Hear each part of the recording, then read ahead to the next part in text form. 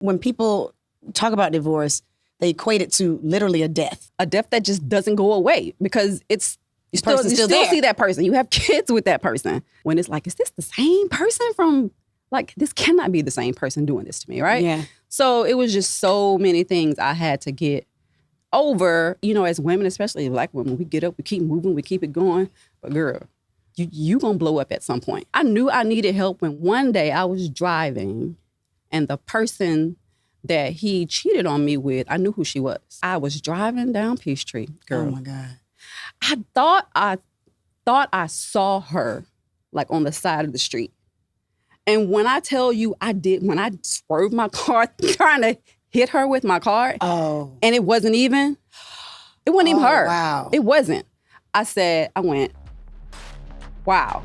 I said, you know what? Yeah, I need to go talk to somebody. Yeah.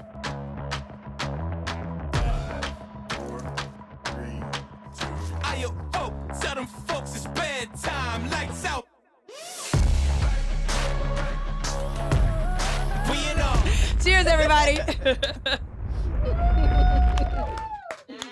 Hello, good people. I am Rashan Ali. Welcome to the Cool Soror podcast, your opportunity to hear stories from women in Black Greek letter organizations. And I'm so happy that you have decided to join us today. And joining me is a multimedia personality, author. She's done a TEDx talk. She's done everything.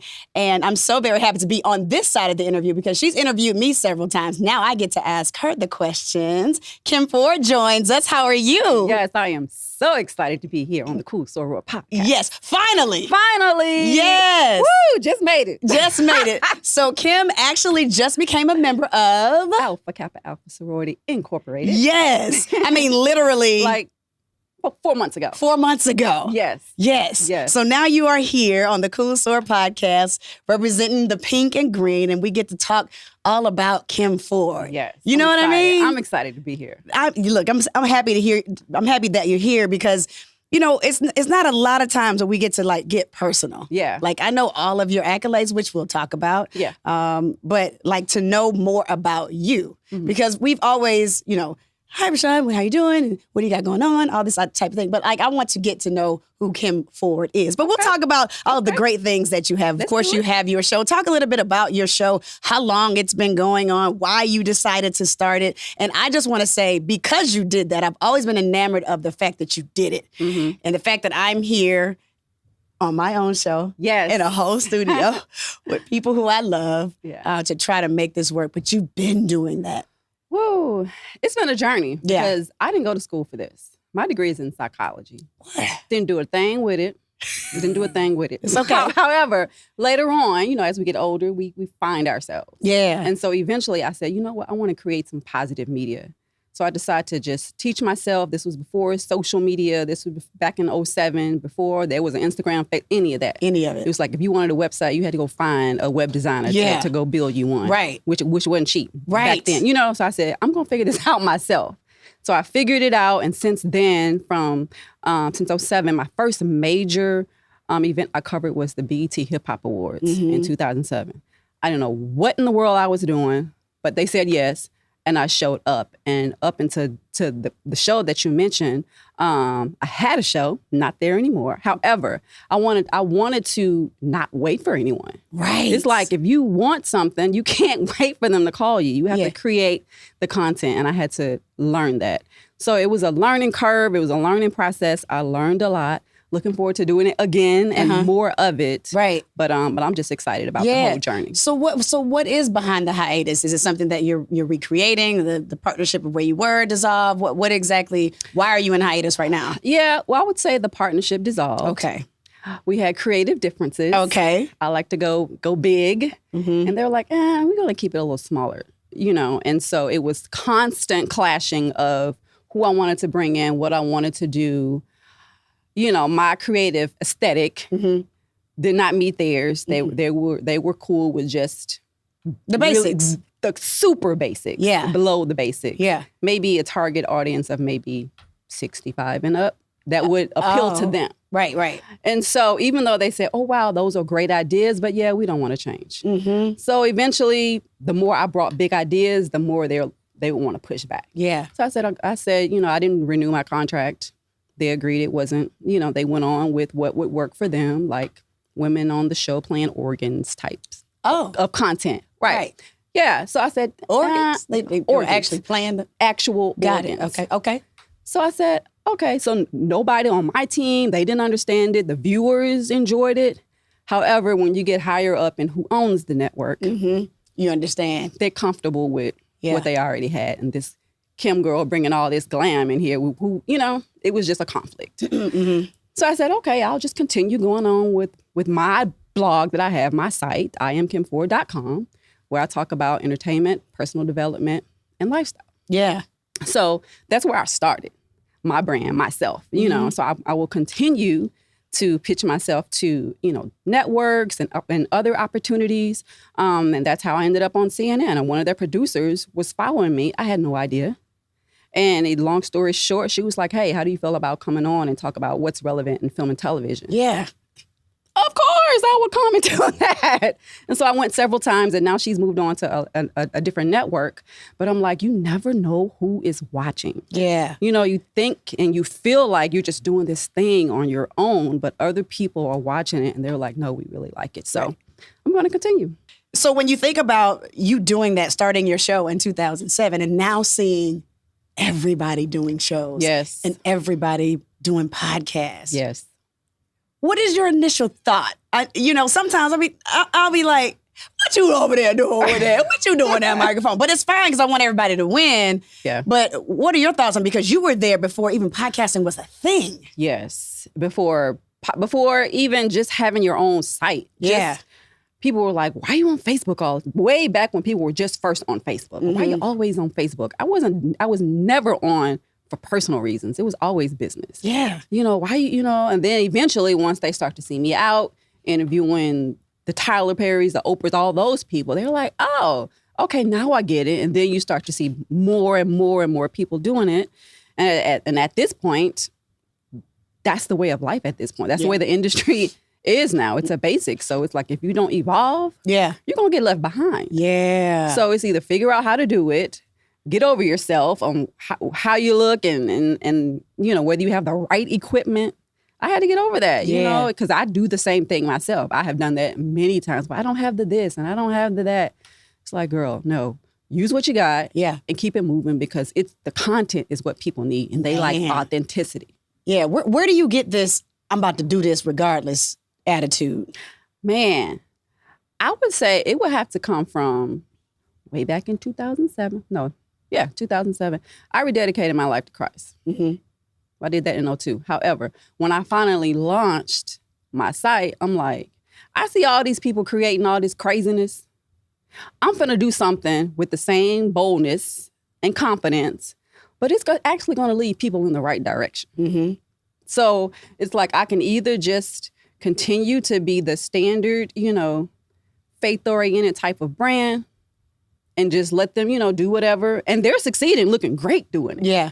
Okay, that's their thing. More power to them. But it's like, okay, what are you going to do with, you know? Like, you see that girl going in the wrong direction, but what content are you producing to give her an alternative to that? Yeah. So I said, you know what? I'm going to show up like I belong there. I'm going to look the part. I'm going to be professional. Yeah. I'm going to do great work. And that's what's worked. And so one year on the red carpet at the Hip Hop Awards, I forgot what year it was, but the publisher of The Source, he was like, Kim, I'm glad you're out here, because nobody of faith is even out here talking to them. They won't even come. Yeah. They're afraid of the appearance of, why are you here? What are you talking about? Right. Because you could have easily said, oh, that's not my thing. That, you know, they talking about guns and women and all of this. So why do you feel like you had to show up in those spaces? I felt like that's where I belonged. I didn't want to be at the typical gospel thing. You know, I mean, I did that too, but I'm like, that's cool, but I need to go to somebody that don't know. They're clueless. They totally think they're going in the right direction. So I'm going to go and meet them where they are. Still talk about their projects. We're going to talk about what they're doing. But I'm going to talk about, you know, family life. Yeah. Where does their faith come from? Yeah. And they tell me that. They say, you know what, I appreciate the questions you're asking me, because nobody is asking me this. They want to know who I'm sleeping with and all of that. What you wearing? which is cool. Yeah, that's real cool because I love a good fit now. Right. I love a good fit. So outfit. So, but when I have those type of conversations, they tilt their head like, oh, you're not the typical woman that's on this carpet that's asking these questions. And then that allows their followers, their fans, their team to see them in a different light. Yeah. So yeah, who among the people that you have interviewed made you say, moving on, if you can? Because I always say, who was your best? But who challenged you in a way that you'll never forget? Is that better? A challenging interview. Who was challenging? Or do you even look at it like that? I don't think so. So far, the people that I've interviewed have been welcoming because they're promoting a project. Absolutely, they want to talk. People tell me, people ask me that all the time. Like, who's your favorite interview? I'm like, most people in radio, when they come to radio, they want something from you, so they're not gonna be crazy. No. Except for Carl Thomas, he was a mess. Was he? Oh my God. Okay. And Blue Cantrell. I said that. Blue. Oh, and also. What's the boy that was with the Gucci man? The little light-skinned boy. The fits, hey. That dude. Juice Man, boy. What? A mess. That's okay, though. I move on from those things. I listen, it still doesn't bother me. No. Yeah, Clearly it does. Usually when I'm talking to them, they want to be there. Yeah. They want to get whatever out that they're talking about. So I haven't encountered anybody that didn't want to talk. Yeah. I would say someone that gave like super short answers was like Bilal. Oh, Bilal. Yeah. Because I like his music, but his demeanor was like, yeah, maybe. Oh, I think. Yeah. You good? Oh. Okay. Wow. Okay, but thank you. Yeah. I hate those. Like, bruh. It's like, that's okay. We good. You ain't want to do that subject and verb agreement? No. At all. Right. That's all you got. One word. That's all you got. That's it. So like, okay, thank you. Yeah. Him, I would, and that was years ago, but yeah, everyone else they've been dope. It's been good. Yeah. What do you think about the state of, entertainment where we are? Because obviously, you started in 2007 or roughly there, around that era, and you've been able to see great artists, and now you see a different type of artists coming through. Are you even interested in covering those type of people? And I don't want to put them in a box, but we've seen how hip hop, we've seen how even actors and artists have changed as a whole. Ooh, your face is telling it. I mean, I'm not impressed. Not impressed. Not at all. Yeah. I mean, I'm on the era of the historic 90s. Yes. When you come with true lyricism and true, producing, meaning the beats and everything, when I hear what you're saying, it's like, that's it. Like, that's what you went in the booth. That's what you got? Yeah. When you have the Tupacs and the Biggies and the Jay-Z's. The Jay-Z's, from the Roots? Questlove and Black Thought. Black Thought, yes. Come on. I'm with you. I'm like, yo. So I'm not moved at all. It's catchy, it's cute, it's TikTok-ish, it's cool for the time, for a hot second. But anybody just super classic? Nobody, not the masses just don't stick out to me. Yeah. So, But how do you, because you have an adult child, right? Yeah, 20, well, girl, she is 25. To me, that's still young. Right. I have a 25-year-old and a 16-year-old. Okay. And a 16-year-old be like, Mom, if you're going to be with the times and you're going to hang out with me, you got to know who's hot. Yeah. Because that's why my daughter, like, who is the little boy, Yeet or somebody? I'm like, and I saw this TikTok and they were like, when parents try to be cool. Right. And she sent it to me. I'm like, do I act like that? She was like, absolutely. But how is motherhood, being that, there is an age difference, 25 to 16, how are you different from the mother you were when you had your 25-year-old as opposed to your 16-year-old? Well, when I had my daughter, I was 21. Oh, wow. Yeah. Don't nobody do no math. Just don't even worry about it. It's all good. Just don't no even worries. mad. Just forget it. Right. But I had her when I was 21. So that was, that was a little bit different. But even my 16-year-old, even if he listens to what's going on now, I play all the time the classics. So he can rock with both of them. Yeah. I'm like, he'll listen to Anthony David and can say it word for word, or PJ Morton, or something by SWV or Common. Yeah, that's how Bailey is, my older daughter. Yeah. Mm-hmm. And he'll be like, oh, who is that? I was like, oh, let me tell you, And then when it's something else, I'll be like, what are you listening to? Who is that? Mom, but did you hear what he said though? Right. But I mean, it's all relative because my mom used to say the same thing about NWA. Okay. And the 2 Live Crew. Very true. Very true. So very similar. Right. I guess, what exactly is the difference? It's got to be a difference. Just the age. Maybe it's really just the age. They've been talking about the same thing. Lil Kim's saying the same thing Meg's saying. I mean, come on, y'all. We just can't. Exactly. I mean, she's saying that they're saying the same thing, and we just become older. Maybe it's the visuals that's added to it. What Kim was doing? Because she wasn't on television. Kim was not doing the same thing as what we will see Cardi B and Megan do on TV. Do you think that's a bad thing? Is it as far as women expressing their sexuality, and you're a Christian woman, this is a great conversation. Mm-hmm. Women expressing their sexuality, is that good or bad for the masses and our girls? What are your thoughts? Because I have grown into this woman that I am now, my opinion on that particular question is completely different from 5 years ago. Yeah. Your thoughts, though. I'm talking to Kim. My thoughts, for example, the performance we saw with Meg and Cardi on top of each other. Mm-hmm. What was that? I forgot what show it was. One of the award shows. American Music. One of those award shows. It could have been the Grammys. I'm not sure. Yeah. Would I want my child watching that as their entertainment? Absolutely not. Absolutely not. In my opinion. Okay. Who when you look at who watches those shows, everybody does. From elementary school kids who probably shouldn't be doing it. Their parents might, how would their parents even know to tell them, don't look at this part? Right. You wouldn't even know. You're just thinking you're just watching an award show. And it's like, whoa, we didn't tune into this CBS, ABC, whatever network it was and expect that. So if that was maybe on something like a different network, then it's like, oh, okay, we know. Get it. Because it was prime time, you think that there should be a limit on the prime time exposure. Yeah. Is that a level of coddling? No, I don't think so. Because if they want to do that, fine. Mm-hmm. But I wouldn't say don't do it in prime time where we know a bunch of kids going to be watching it. Okay. All right. And so when you introduce the conversation of promiscuity, whether it's woman and a woman or a man, do they need a demonstration? Well, what if it's a man and a woman? Do we need to, true. Right. Either one. Yeah. Do we need to show them this is the way, because it's getting younger and younger and younger and younger and younger. So, okay, when we see, elementary school kids on TV want to do it as their expression, is that okay? Is it okay then? Right. It's like I saw them doing it. Why can't I? It's like, when does the envelope, is there an envelope? Who, at what point do we say stop? Okay, a little bit, and then it keeps going, and then it keeps going. Because every generation says, okay, well, that's too much. Yeah. And then another generation, well, that's too much. I can't imagine this generation saying, what are they going to say 10 years from now, Rashan? Right.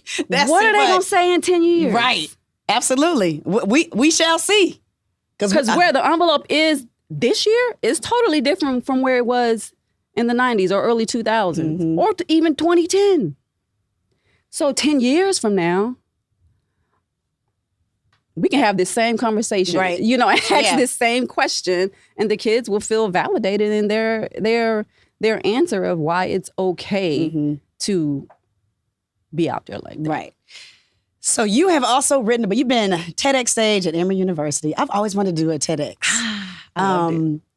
And I'm so enamored of people that first get the opportunity to do it and then really push through and get it done. What was that experience like for you? Tell me about when you were tapped for it and then once you hit the stage. Well, I knew I wanted to do it. So I went to go find out, okay, how you do that? So I went and found out someone told me how to do it. And so I hit up Emory. I hit up a whole bunch of places. And Emory was about to have one, right? And so I said, hey, I'm Kim Ford. This is what I do. How do I be on the next time y'all have a TEDx? There you go with that fearlessness. I love it. It's like, why not me? Yeah. We about to find out. Okay. So they finally emailed me back and did like a somewhat of a soft interview to see if I was a fit. And then, of course, they posed the question, okay, if we had you on, what would you talk about? Now, let me tell you how God works. This is before I had finished writing. my book. Right. I had just, AJ Joyner, shout out to AJ, he was my book coach. I know. I know. Woo! AJ was on my butt like, Kim, what is taking you so long? Right. And I'm like, yo, AJ, I'm trying. You know, I had just so much life going on. So I had my Google Drive. It was in there, you know, different chapters, all in pieces. It just wasn't together. Right. So it was one day I was just going through my Google Drive and I was like, you know what? I think I hit him up. I was like, I think I finished my book. I think I got it all out. And so literally the next day after I had randomly went through that folder in my Google Drive, they asked me, what would you talk about? Because it was fresh on my mind, Yeah. I said, you know what? I'll talk about it's never too late. Yeah. You know, I don't care what you've been through, who said you can't, who said you too old, too young, not qualified enough. It's never too late. Mm-hmm. Right? And they said, you know what? As a matter of fact, that goes right along with our theme. We think you'd be great. So what if I hadn't even done that? Because it wasn't fresh on my mind because it's been sitting there for years, quite frankly. You know, so I just not randomly, but it was God. Went through it. Hadn't finished the book, but I knew by the time when they said yes, you know, TEDx it's like 6 months before they actually publish it. Right. Oh, okay. So you do the talk, they record it, and it's like 6 months or so by the time they actually, you know, make it public. I knew, okay, that's going to be the name of my book. I'm going to have this finished by the time this, you know. How long was the TEDx once it was completed?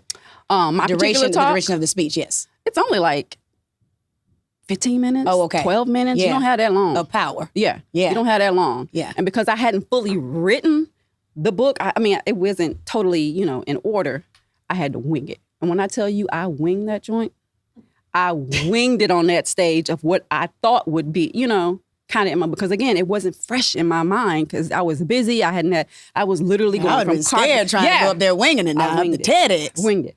Exactly. I said, okay, Lord, you know, I have not had 2 minutes to really look through this. So the only time I really had to thoroughly prepare was when I kind of wrote out to them just a few talking points. Mm-hmm.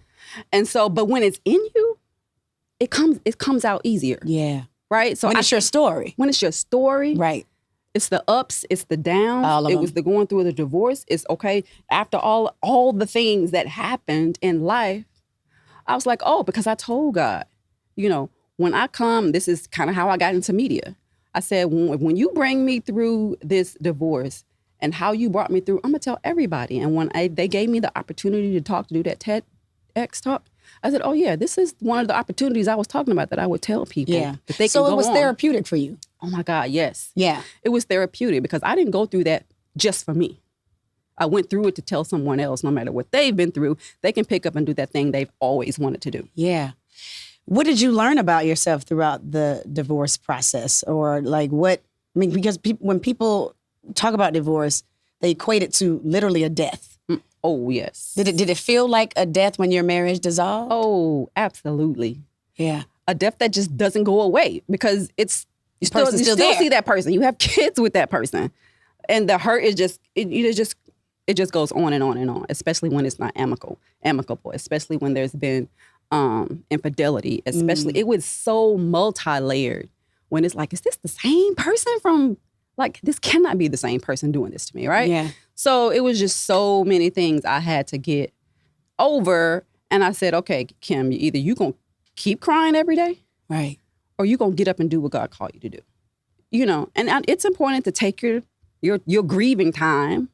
Because we, you know, as women, especially Black women, we get up, we keep moving, we keep it going. But girl, that's you gonna blow up at some point. Yeah. At the wrong person, wrong place, wrong time. So you got to take that time to really heal, to really think, to really pray, to really get the help. And when I knew I needed help, when one day, I ain't said this too much, but one day I was driving, and the person that he cheated on me with, I knew who she was. Mm-hmm. I had befriended her. I knew her from college, but I had befriended her to help her. And one day I was driving down Peachtree, girl. Oh my God. I thought I saw her like on the side of the street. And when I tell you when I swerved my car trying to hit her with my car, and it wasn't even her. Wow. It wasn't. I went, wow. I said, you know what? Yeah, I need to go talk to somebody. Yeah. because it was so consuming of me. How could he do this? How could she do this? And how could they just be so nonchalant about it? All the things. When I'm like, okay, Lord, now I know you didn't tell me to do this. I was mad at God. I'm like, yo, you really played me with that one. All those things, right? I came out that phase, but I went through that phase. So I'm like, yo, so I knew I needed help then. And it took me years to even talk about it. Yeah. Ain't no way in the world I could even have this conversation back when this was like 10 years ago. Yes. This was like back in. Pain is pain. Between 2007 and 2009 when it happened. But it took years for me to even get to where I could talk about it. So I'm like, okay. And even when I was married, I couldn't really pursue media. I wasn't doing media then. I was researching it. I could pretty much print and put it in a folder somewhere. But he was like, no, you just come home and you do this. Ooh. Or, it was very making me small type situation. Well, who's going to care about that? You want to talk to who? I mean, you just like a groupie, you mean? Oh, wow. Really? That's what you got from me telling you what I want to do? So I really couldn't move like I wanted to move because of so many things. So when I finally was living by myself, me and my kids, I was fully able to pursue it. That's why I had that confidence, like, yo, because I always thought when I get out of here, I'm going to go for it because I was just so limited for so long of what I know God told me to do, right? Yeah. So he would be supportive to a certain extent, but when I wanted to do, oh no, just come, you don't need to, you gonna wear that? Dim in your life. Yeah. Yeah, essentially. You gonna wear that to the carpet? No. So, I knew I needed help at that point, but I knew I was not gonna stay there. I knew I was gonna, if I didn't know how to do it, I was gonna figure it out. I was gonna ask somebody. I was gonna do something, and that's why I'm in grad school right now. I'm like, okay, I haven't got totally where I wanted to be in media. Well, I'm going to go to grad school because I know you can make a whole lot of relationships as a student. Mm-hmm. So let me go pose. I say pose as a student because I know so many doors to the people I want to talk to are open in that way versus someone on the street that's trying to do it. They would consider me, someone independent on the street. Yeah. So that's kind of like my strategy at this point. Right. Are you healed? Oh, yes. Yeah. I am healed. I am totally healed. At the same time, I have to still deal with this person. So I had to learn. It makes you continue to ask yourself, when that person does something again, it's like, okay, this person is not going to change. But how are you going to grow over that? Yeah. And know that's how you have to maneuver with that person. Yeah. So it doesn't hurt anymore. It's like, okay, yeah, it is what it is. It is what it is. And this is how my character has grown. Because before I would be bawling in a corner somewhere like, just feeling hurt and just all the things. But now I'm totally over it. Don't really think about it. Could care less, I would say. I'm like, I don't care what you do. Yeah. However, when it comes to parenting, we totally have different parenting styles. Totally different. Yeah. Didn't start out that way.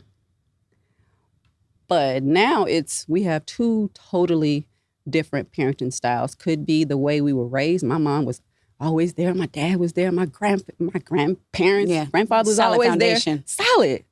And him, he's like, I ain't got to go. I mean, why? You go. It's totally different. Don't have that type of support. I'm like, oh, well, then it'll be me then. Mm-hmm. I'll be there for him, for her. So those things those are the things we more so headbutt on. Right now to this now. day. Yeah. It's just parenting stuff, not relationship stuff. Because I've been through with that dude. Been through it. So it's like getting the kids to, and then even when your kids, my daughter's 25, but even when they graduate college and go on in life, parenting still goes on. Yeah, absolutely. It's a different level of parenting at that point. It's a different level. You got to teach them to how to adult. You don't have to figure out everything on your own. I'm going to give you some leeway to kind of let you grow, but still I'm going to check in on you. Hey, you did your taxes yet? Right. Not those type questions. Hey, you know how to do it? You know what you need to be writing down? Those type check-in type questions. Yeah. So I still kind of guide her on to a certain extent. So that never goes away. Yeah. But for anyone, I would say that's been through something like that, it is like a death. And I'm assuming because no one really, I'm not going to say that right now, but it's like a death. But so as time goes on, sometimes that wound heals a little more. Yeah. Yeah. So and you're able to at least coexist. Correct. And then navigate your own life, which you have done, written a book, It's Never Too Late. What exactly is that book about? Can you give me the 30-second? Oh, it's never too late. The ultimate guide to make an epic comeback after a setback. And that was the impetus for it. Yes. Book. Absolutely. My whole life's journey, because, the young college girls, they'll see me on the carpet interviewing this person or that person. I'm like, no, sis, you need to know where this came from. Right. Don't forget the hard work, that part. The hard work, the figuring it out, the getting through the mental blocks of hearing someone else's voice saying his voice, more so. Somebody's going to, who are you going to talk to? All the voices I would hear from him, I would have to shut them down and go. And sometimes while I was going through a divorce, it's like, girl, you have no idea I was crying before I got here. But when you hit that carpet, it's gold time. Yeah. And sometimes you got to sit around and wait to get the shot, to get the interview. We all tired, ready to go. But now we ain't leaving because we got to, get what we came to get. So, yeah, I need them to know where that came from.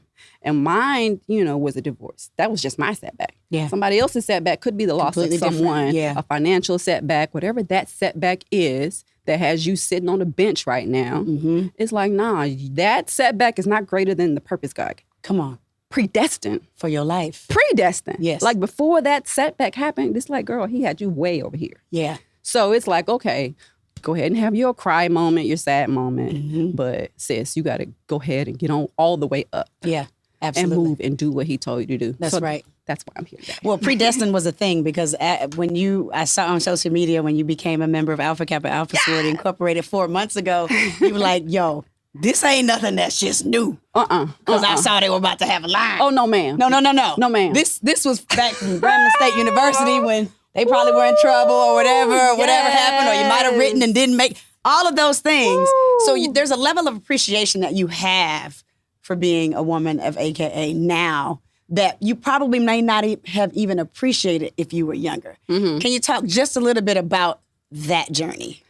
Woo. It started in the 90s. Listen, let me give you the short. Yeah, because we got to wrap up in just a second. Short version. Yes. Yeah, it started in the 90s. Let's just say it didn't work out. It didn't work out. It's a long bullet points of what had happened was, but it didn't work out. Right. So, when it was at Grandma, I lived in Louisiana. So when I moved to Atlanta, I couldn't find anyone that I knew that was active. Mm-hmm. So I knew a whole bunch of AKAs, but I knew a lot. Most of them were not active. I'll just put it that way. Right. And then it just took years and years. And for a long time, I just said, you know what? I'm just not going to even think about it no more. I just stopped thinking about it for years. I would go to homecoming, see all my friends / sorors. Because they was looking at me like, we know you supposed to be, but you know. Right, exactly.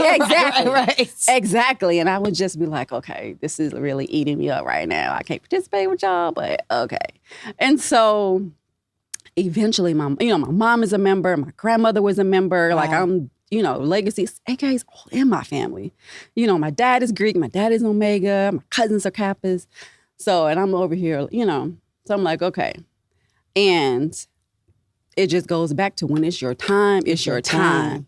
And boy, when people would tell me that, I used to be so mad. I'm like, look, don't tell me that now one more time, because I have been trying this thing and it was always something else that would happen, some technicality that didn't go right. But when I found out, when it was time for my chapter, Nu Lambda Omega, shout out to my sorors, Nu Lambda Omega and ATL, they was like, yo, Kim, we ready. And I've had people looking out, waiting, okay, it's time now. Yeah. And so they were they really took care of me. Mm-hmm. They took care of me. This is how it was supposed to be done. They took care of me. For you. Yes, I had such the best welcoming. It was quite overwhelming. Yeah. I was just boo-boo Your social crying. media was I was like, oh, I love it. Oh my God. I had so much love and welcome. Even from the sorors back in the 90s, from them there all the way up until now. Yes. The love was just huge. Yes. Well, the love is here. I'm grateful for you. How can people support everything that you have going on? Yes, they could definitely follow me on social. I am kimford.com. My newest venture that I've started is a social media agency. Okay.